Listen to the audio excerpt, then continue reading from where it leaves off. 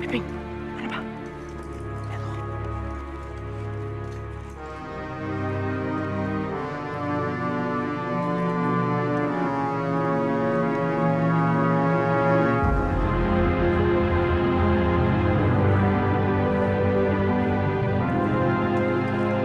お前そこで何やってんだ。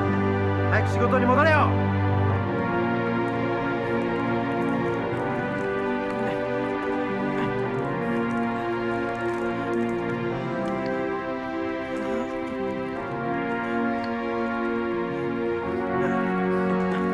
来い。拭いてみろ。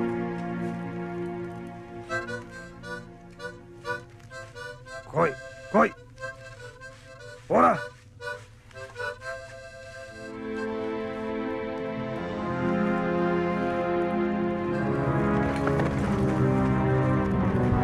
またまたするな。サイで。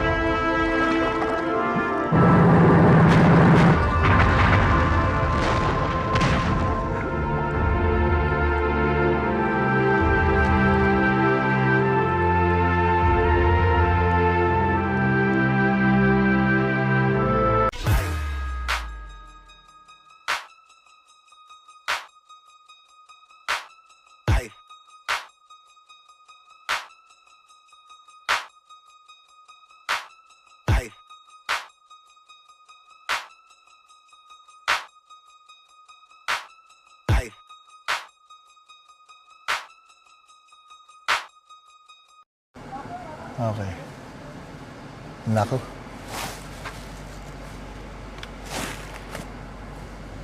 Pucha, naka-armored nga pala tayo. Hirap talaga na naka-armored minsan. Pero, may solusyon yan. John, naka-armored pala ako. Ikaw na mag-order. Copy, sir. Copy.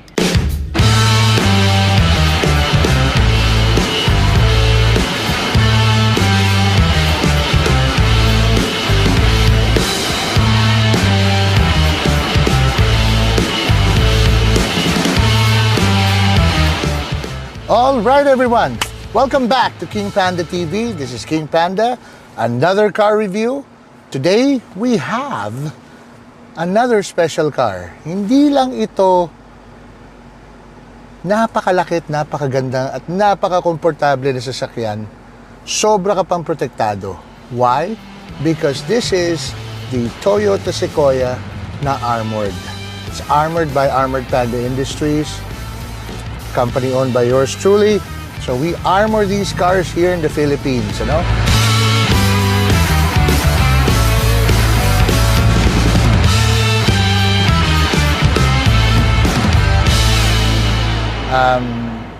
Just a little history. Back in 2015, we started manufacturing armored vehicles, testing, everything, because a lot of the cars that we sold, my dad and I, my dad's been in the business 47 years na.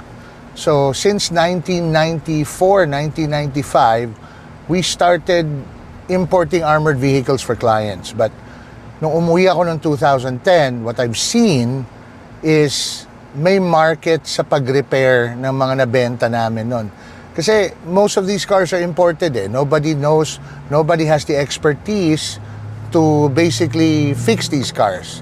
So we decided to start servicing them for clients. And then one thing led to another. We started manufacturing na. We started with the Fortuners, the Hilux, the Innovas. And fast forward to 2025, 2024, we have these Armored Sequoias. We've already done several Maybachs, G-Wagons.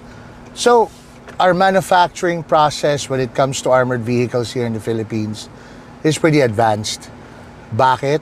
Kasi we know the landscape of the country. We know what people need. Sama ng kalsada natin dito. You cannot have a foreign manufacturer research and develop suspension systems na magandang kaldag at matibay na sasakyan kung wala naman lubak sa bansa nila. Saan sila magte-test, no? Ang ulan sa ibang bansa, iba. Dito sa atin, pag umulan, akala mo maggugunaw na yung mundo eh, di ba? Ambon pa lang yun. So, if you compare it to tropical depressions in other countries, iba yung sa atin. So, you have to seal the cars very well. You have to make sure the cars are assembled properly. The materials that we use have to be top-notch. And, ang salamin natin, guys, it's probably the clearest and cleanest in the industry. Because, kung hindi ko, personally, if me and my partners won't use these cars for daily driving, we won't sell it. So we build it the way we want the cars to be for our personal use. Kasi maselan kami lahat sa kotse. So going back to this Toyota Sequoia, the Sequoia was actually a SUV. A lot of people will think na para lang siyang Land Cruiser. Actually, hindi siya para Land Cruiser. It's bigger than the Land Cruiser. The reason why the Sequoia was built by Toyota is to tap the luxury market in the US. No? This is made in the US. It's not made in Japan. Contrary to a lot of people's beliefs. You know? The Sequoia, the Tundra, and the Tacoma are all built in Texas. I think they have several factories around the US, but the main factory that builds these three models in the US is in Texas. Okay? Specifically developed for the US market. The Sequoia was one of the longest running and top selling full-size SUVs in the US for over a decade. And in 2022 was the first major all-new model upgrade or model, it's not really a refresh because it's all new. So you have this big Toyota Sequoia now, hence the price increase. Dati, you can buy a Sequoia for 5.7, 5.8 million. Nung nagbago yung exchange rate and taxes here in the Philippines, import taxes, naging mga 6-7 million na. Now, they run around 12-13 million for a top-of-the-line capstone.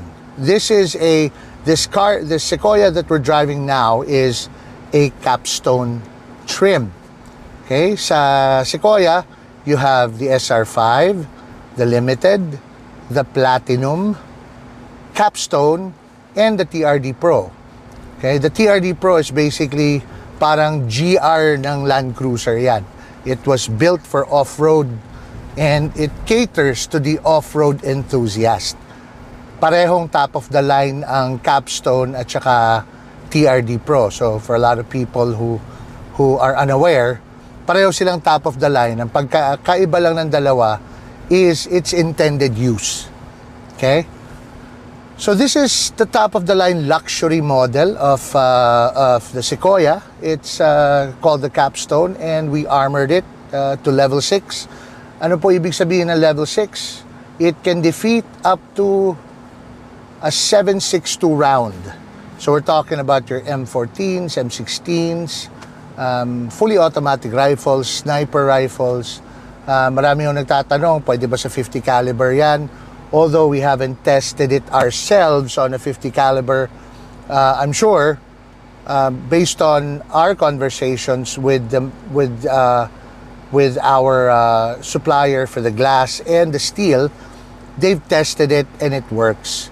So, another question, bakit hindi kami bumabaril ng gawa ng sasakyan? In the armoring world, majority of the time, you test the materials, and as long as it's put together properly, wala kang gaps, you only test the material. Now, there are some companies who shoot the car. Unfortunately, wala tayong ganong klaseng kapital para magsayang.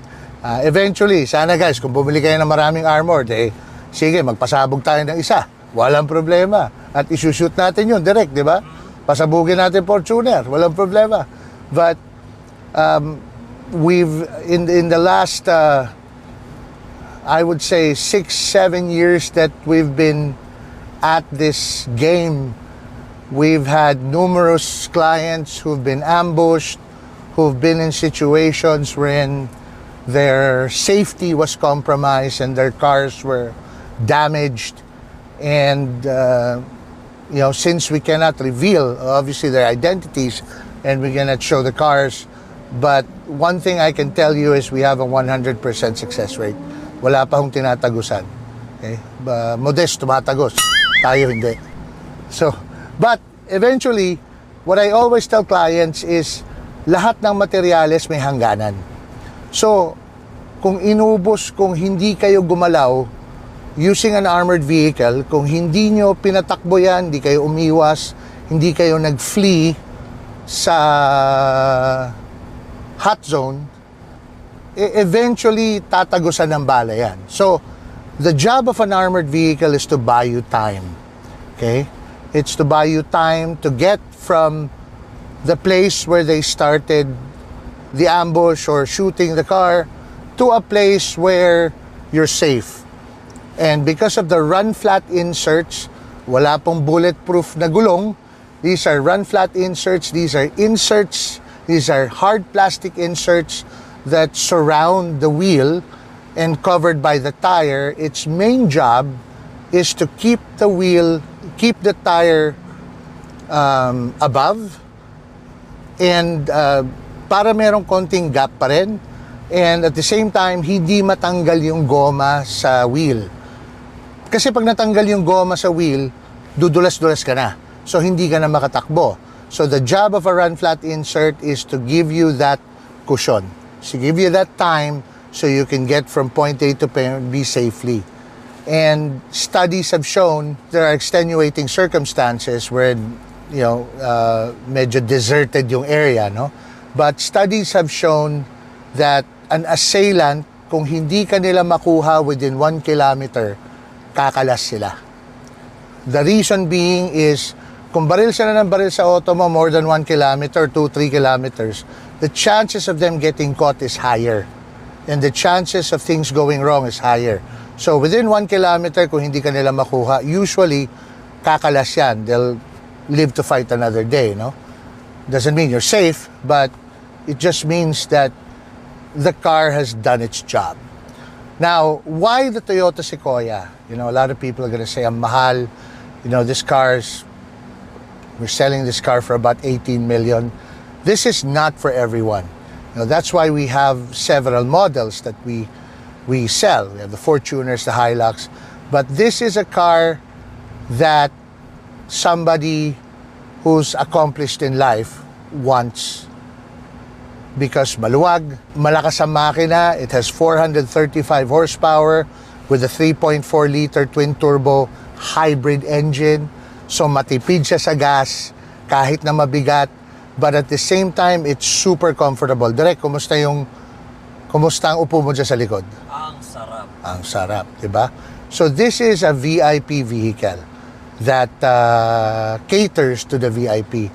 We're selling it for about 18 million. Obviously, there's a lot of armored vehicles that cost less, but this is for somebody who wants an alternative to an Escalade or a Navigator or a Suburban na pag dumating ka, medyo maangas ang dating. So this is for somebody who wants the comfort of a large vehicle, the comfort of a luxury vehicle, but doesn't want the attention. Kasi ibang dating ng Escalade, ibang dating ng Maybach, ibang dating ng GMC Yukon Denali XL na armored. Iba yung dating. So you have something like this, nakita nila, uy, Toyota. So it doesn't have that angas effect. Although maangas pa rin itsura niya, no? But it doesn't have that yabang effect, diba? Because a lot of people see that it's a Toyota. So medyo madi-discount nila yung feeling na, uy, si ano yan, diba? So this is for someone who, an executive, a key person, you know, not all politicians. Majority of our clients are business owners. They're not really, not everyone's a politician, no?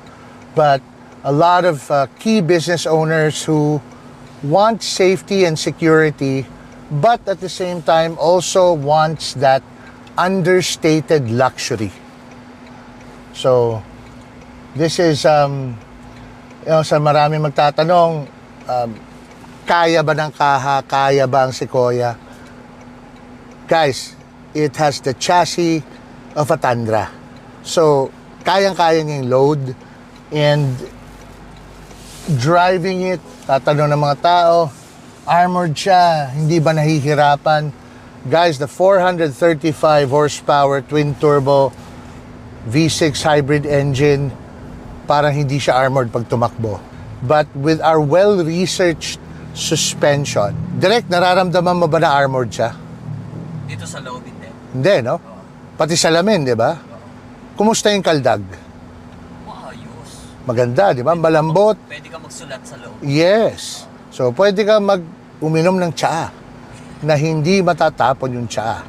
So, this is a 2024 Toyota Sequoia, fully armored, level 6. Like I discussed a while ago, kung ano yung level ng guns na kaya niya i-defeat. But definitely a car for someone who's made it in life, who wants understated luxury, who has the money and wants to protect his life and his family's life. And guys, wala na akong masasabi sa kotse. It's the perfect vehicle if you want a bigger vehicle than the LC300. Layo ng size niya talaga.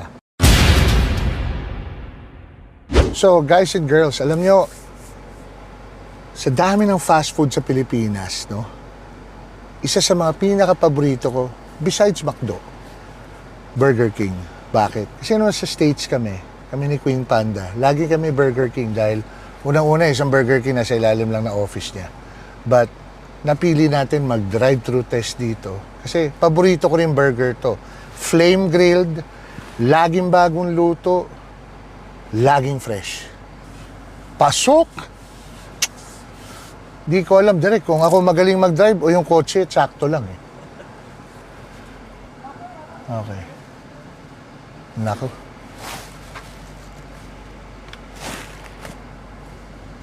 Pucha, naka-armored nga pala tayo. Hirap talaga na naka-armored minsan. Pero, may solusyon yan.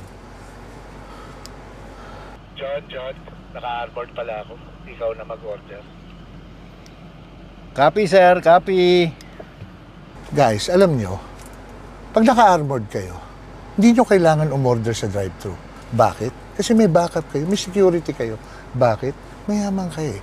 Diba? So, dadaan na ako, hayaan nyo na yung security natin ang umorder. Kasi naka-bulletproof tayo. Dahil naka-bulletproof tayo, hindi na nabababa sa lamin. Bakit? Kasi you need total protection.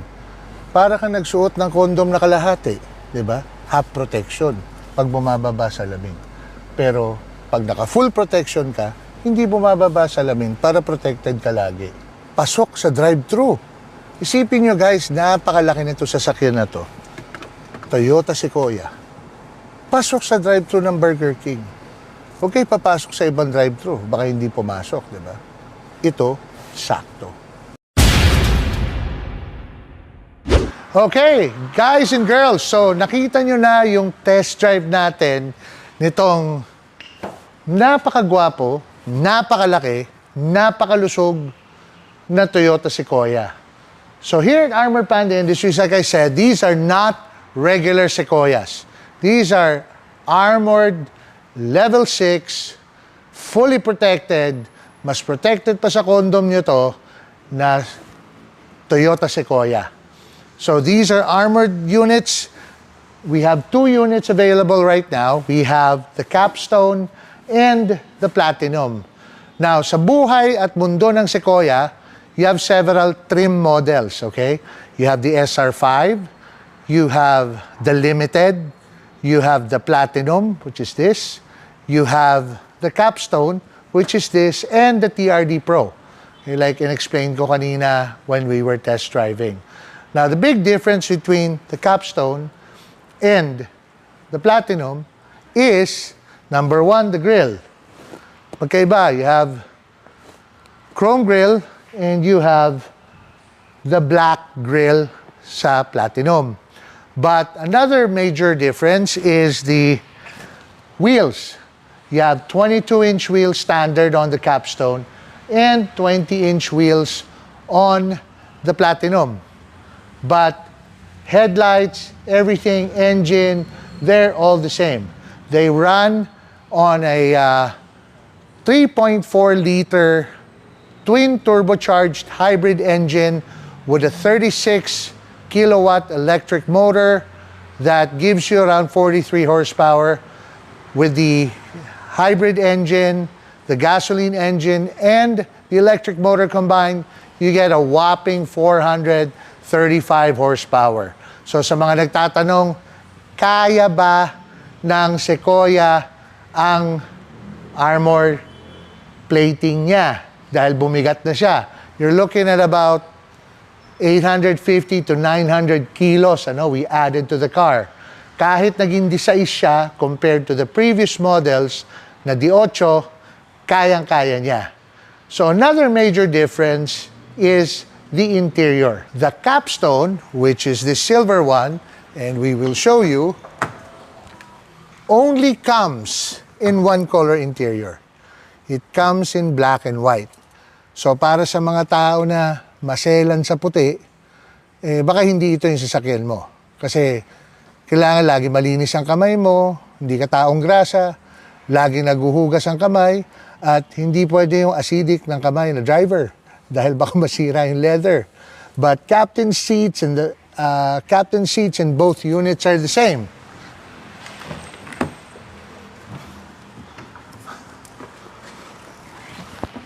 So, makikita nyo, you have captain seats in the back, very roomy,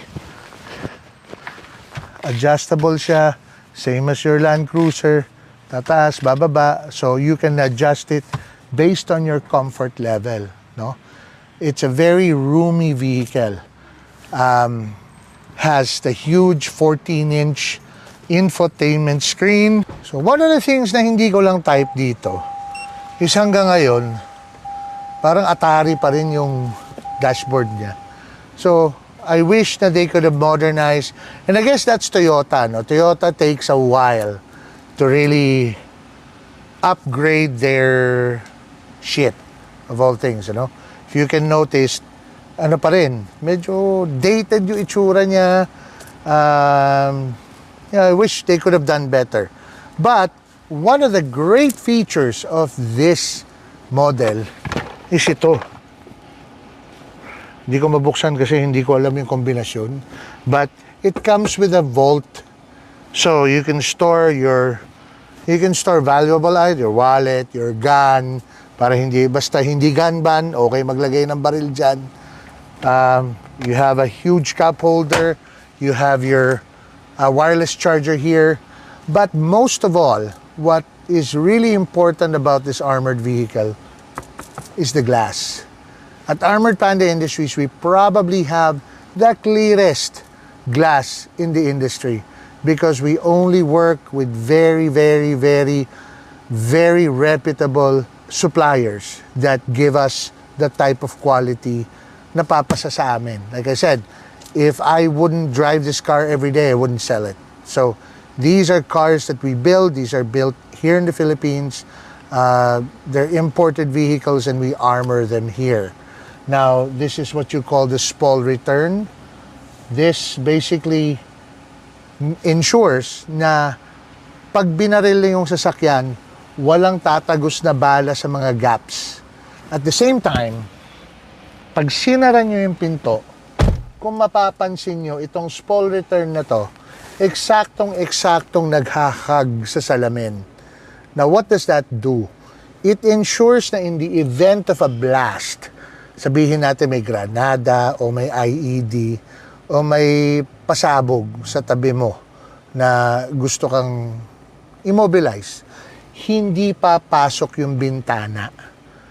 Gets? Para hindi ka, yung driver or your passenger, both on all four doors yan, we have the spoil return, para hindi masaktan yung passenger. The main job of this vehicle is to provide a capsule of protection inside the vehicle so all the passengers are safe in the event of an ambush or in the event of a ballistic or a blast event. Okay? Like I mentioned kanina, personally, I hate seeing windows go down. There are some clients who request that, and as much as possible, I give them all the caveats that I've experienced because you don't want any gaps on the door. You know,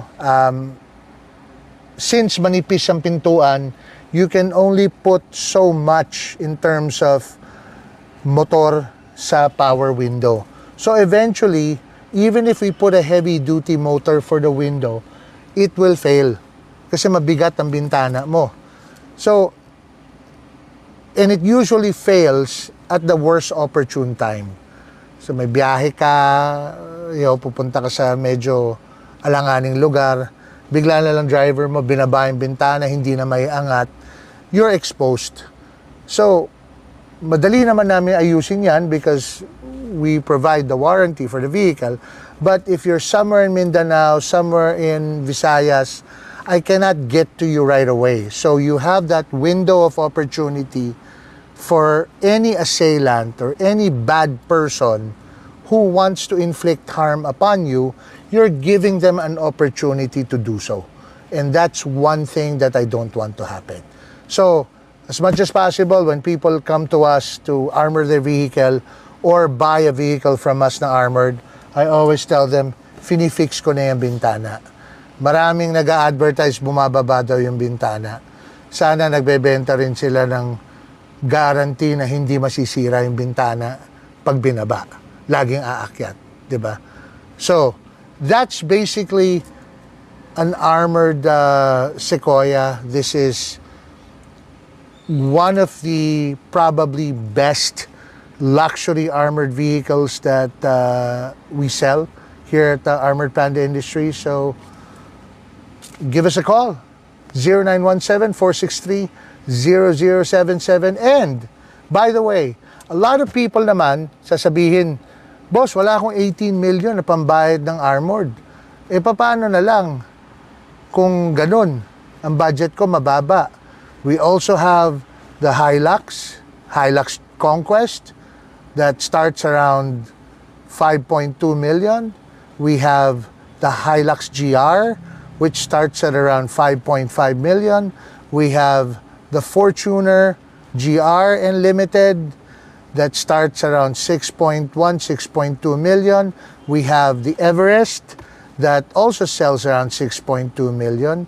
And we have the Land Cruiser that sells at around 13 to 14 million pesos. So, we have armored vehicles for every walk of life, for budgets starting at above 5 million. Sabihin ng tao, mahal. Boss, mahal talaga mabuhay. Lalo na pag may gustong pumatay sa'yo. Or may gusto mag-inflict ng harm. And sometimes it's not about may kaaway ka. It's about yung kaaway or yung naiinggit na hindi mo alam. Because nowadays, we don't know who's out there who wants to inflict harm. Especially yung mga naiinggit. Alright, so again, it's King Panda for Armored Panda Industries, Luxury Cars Manila. Guys, give us a call. You're looking for armored vehicles. We are the best in the country when it comes to armored vehicles, and our warranty cannot be beaten. So again, give us a call, 0917-463-0077. Till next time.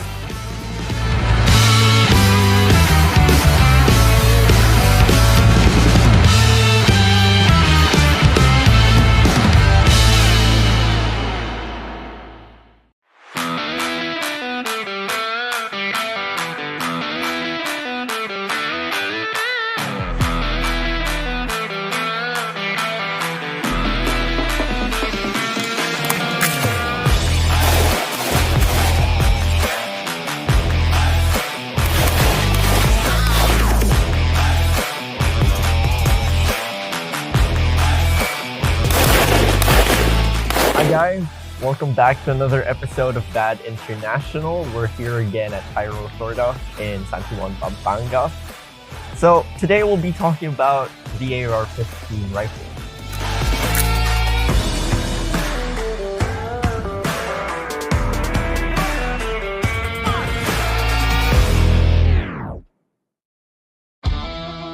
Brief history on the AR-15 rifle. The AR-15 is actually a scaled down version of the AR-10 rifle. The AR-10 was developed by Eugene Stoner for Armalite, which brings me to my first point. The AR in AR-15 and AR-10 does not mean assault rifle.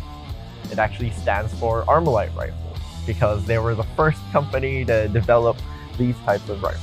The AR-10 is a gas-operated, magazine-fed rifle. It's semi-auto, like the AR-15. It's also semi-auto. The military version is the one that has full auto capability, while the civilian version is only semi-auto capable. So, biggest difference between the AR-10 and the AR-15 is the size of the caliber. The AR-10 is chambered in 7.62x51 or 308 Winchester, while the AR-15 is chambered in 5.56 or 223, sometimes in 300 blackout. Unfortunately, we don't have that here yet in the Philippines. And yes, brings me to my second point. These rifles are legal to own here in the Philippines. We have RA 10591, which states that we're allowed to own rifles as long as they're semi-auto, even if they're chambered in 7.62x51 or 5.56. Biggest difference that you can see here between these two calibers is the size. 7.62x51 for the AR-10 is much bigger than the 5.56 caliber for the AR-15.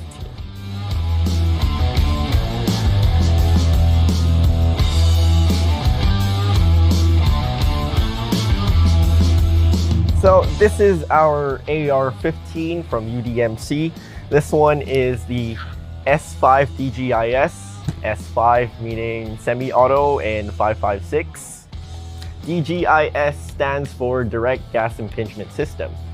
UDMC is also known to have their PVAR variant, which is the pneumatic valve rifle, which is similar to an HK 416. This one is the DGIS version, but we've made a lot of changes with it. So our rifle from UDMC is 14.5 inches barrel length with a 1x7 rifle twist, which means that when your bullet is traveling down the barrel, it twists once after every 7 inches. So we made a number of changes with our rifle from UDMC, starting with the muzzle device. We've actually changed it to a dead air flash hider.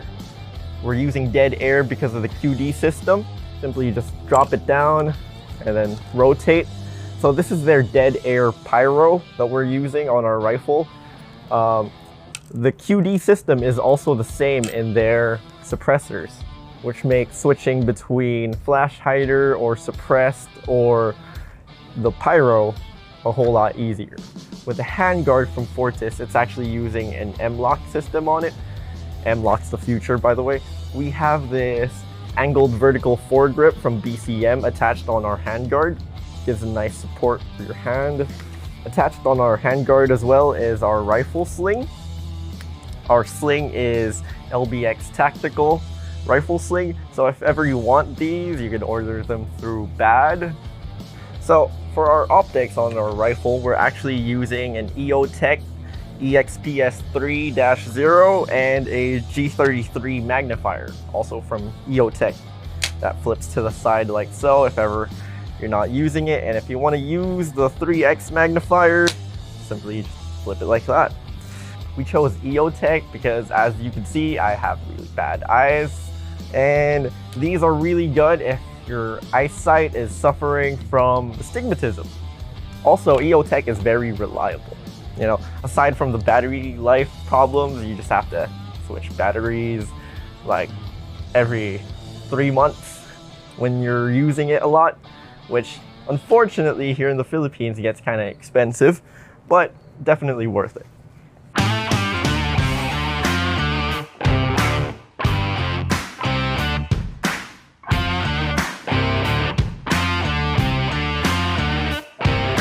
Before we move on to the charging handle, let me show you how this rifle is taken apart.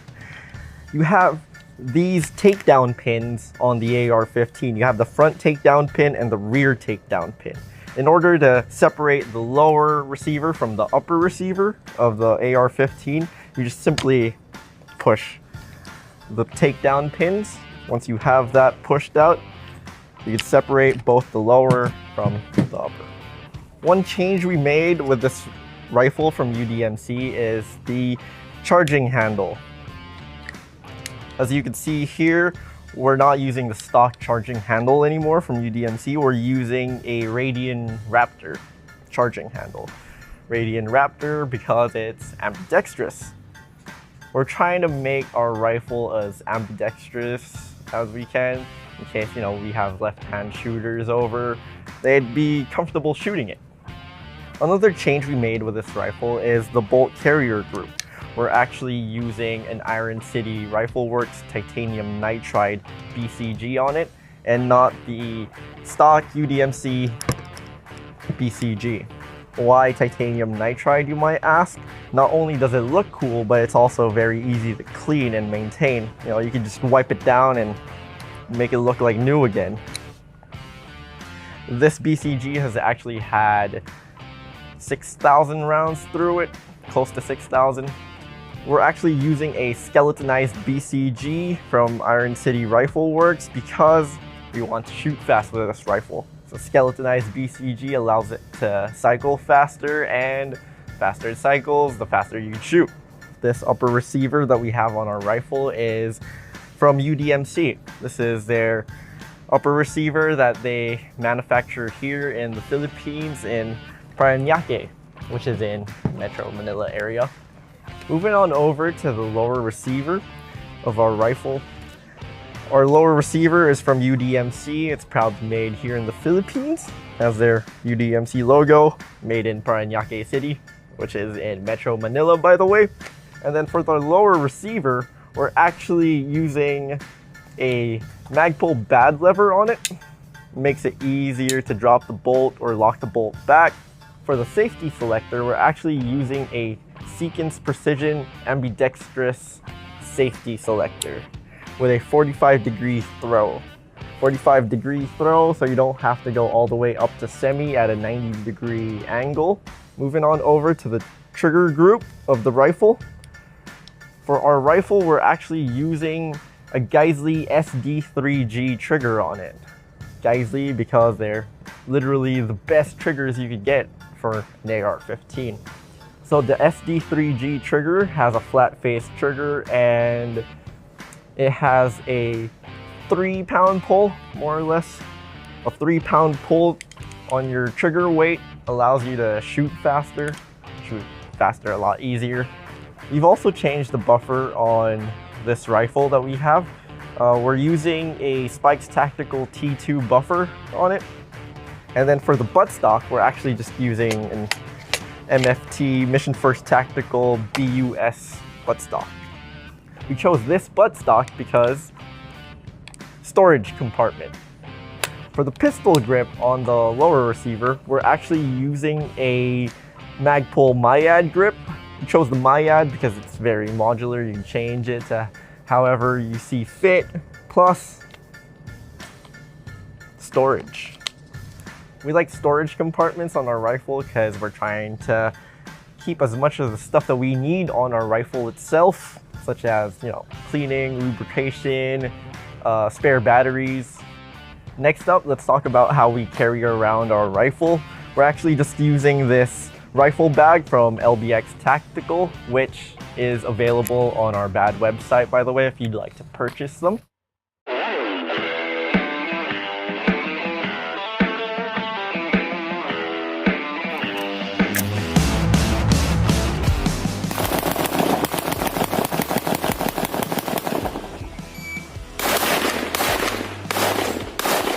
Rifles are not completely banned here in the Philippines. They're legal under the law, but there's an ongoing ban that prevents civilians from purchasing new 5.56 or 7.62 rifles. As far as UDMC, they're still selling their S9 to civilians, but for now the S5 and the S7 are still on hold as of this video. So if you're interested in their S5, their S7, or even their S9, you can contact UDMC at their website or at their Facebook page. Alright guys, so that's the brief overview as well as the setup of my rifle. We hope you enjoyed this video. Make sure to like and subscribe, share and comment on this video on what you think. Make sure to support BAD by buying from our website at www.thebadinternational.com. Every purchase you make helps us make more videos like this. Plus, we're selling good gear here in the Philippines. So anyways, stay tuned for more videos. Make sure to follow us on Facebook and Instagram as well. And thank you guys. See you in the next video.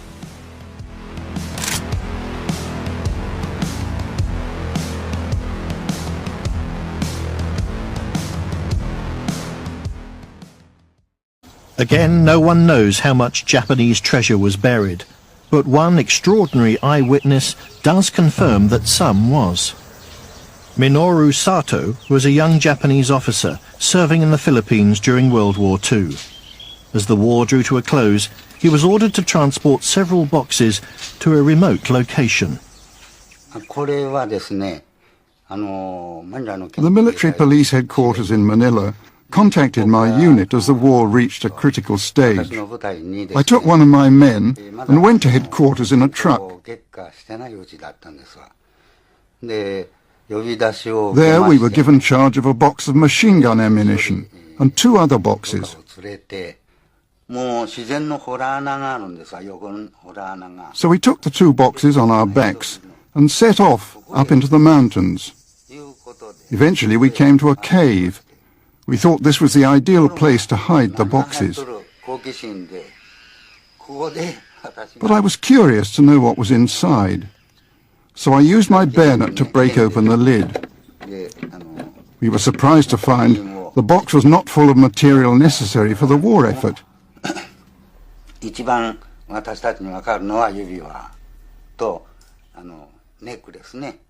It was packed to the very brim with jewelry, and there was a small crown of pure gold.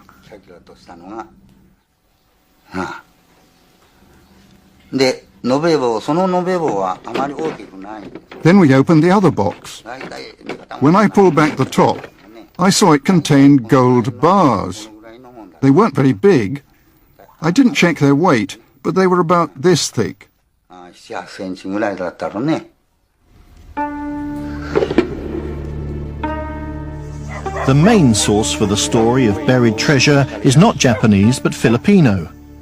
During the Japanese occupation, many young Filipinos worked for the Imperial Army as interpreters, cooks, valets or slave labour.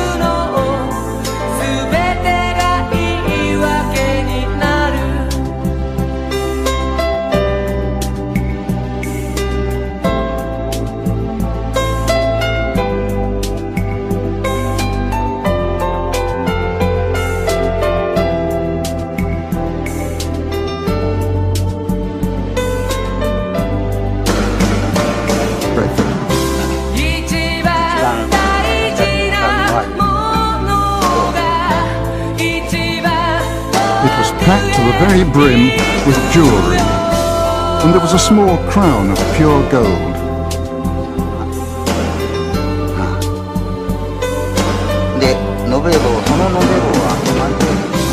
Then we opened the other box. When I pulled back the top, I saw it contained gold bars.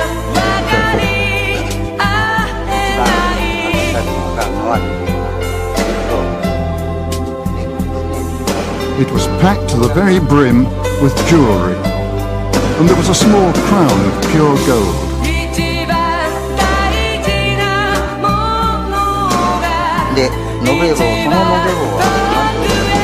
Then we opened the other box. When I pulled back the top, I saw it contained gold bars.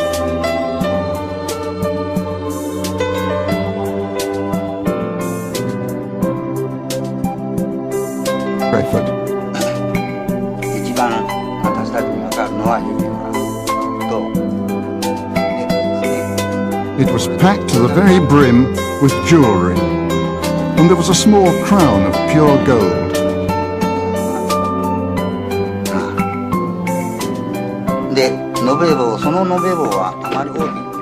Then we opened the other box.